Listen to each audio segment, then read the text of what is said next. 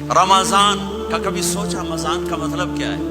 رمضان کو رمضان کیوں کہتے ہیں؟ اللہ نے 11 مہینوں کے نام عربوں سے رکھوائے اور روزے کے مہینے کا نام خود رکھا قرآن میں، شہر رمضان الذی انزل فیہ القرآن۔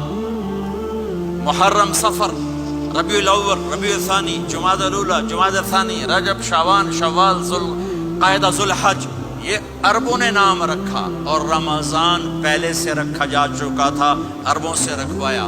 رمضان کے لفظ اور روزے میں کیا جوڑ ہے؟ رمضان کہتے ہیں جل جانا، جل جانا، جل جانا۔